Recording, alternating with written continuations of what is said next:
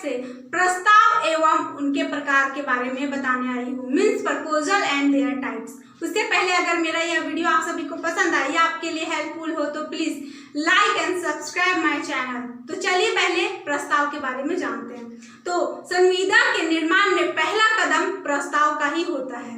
सामान्यतः संविदा के लिए कम से कम 2 व्यक्ति की जरूरत होती है। पहला वो जो प्रस्ताव करे और दूसरा वो जो प्रस्ताव स्वीकार करे।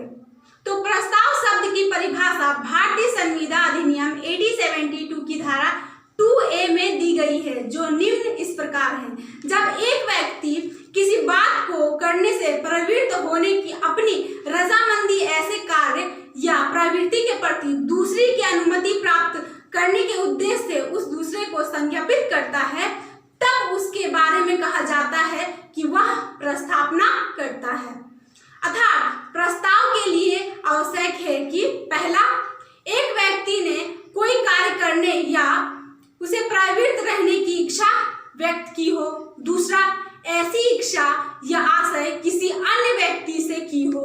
तीसरा, ऐसी इच्छा या आशय उस व्यक्ति की सहमति प्राप्त करने के इरादे से की जाती है। अब प्रस्ताव के प्रकार क्या होते हैं? तो पहला, विशिष्ट एवं सामान्य प्रस्ताव।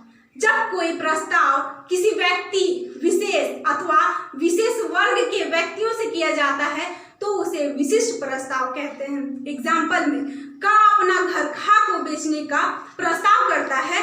यहाँ का ने व्यक्ति विशेष खा से प्रस्ताव किया है।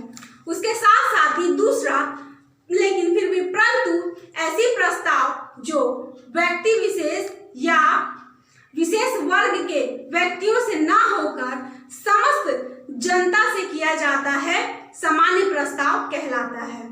जैसा एंसन ने कहा था कि प्रस्ताव का किसी निश्चित व्यक्ति से किया जाना आवश्यक नहीं है, परंतु संविदा का निर्माण किसी निश्चित व्यक्ति द्वारा प्रस्ताव स्वीकार करने के बाद होता है। सामान्य प्रस्ताव की स्वीकृति के लिए प्रस्ताव की सूचना देना आवश्यक नहीं होता है। स्वीकृति प्रस्ताव की शर्तों के पालन अथवा किसी कार्य द्वारा मानी जाती है। दूसरा, अभिव्यक्त एवं विवक्षित प्रस्ताव। तो प्रस्ताव अभिव्यक्त या विवक्षित रूप से भी किया जाता है। अधिनियम की धारा 9A के अनुसार जहां किसी प्रतिज्ञा या प्रस्थापना या उनका प्रतिग्रहण शब्दों से किया जाता है वह वचन अभिव्यक्त कहलाता है।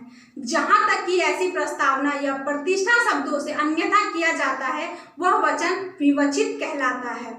तीसरा, प्रति प्रस्ताव। प्रस्ताव के बदले में उनमें कुछ संशोधन करके जवाबी प्रस्ताव करना प्रति प्रस्ताव कहलाता है।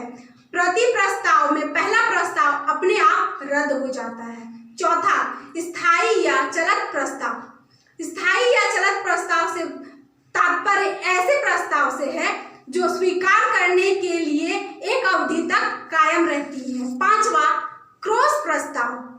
जब 2 पक्षकारों की समान शर्तें या समान विषय वस्तु वाली प्रस्तावना पोस्ट में एक दूसरे को पार करती है तो उसे क्रॉस प्रस्ताव कहते हैं।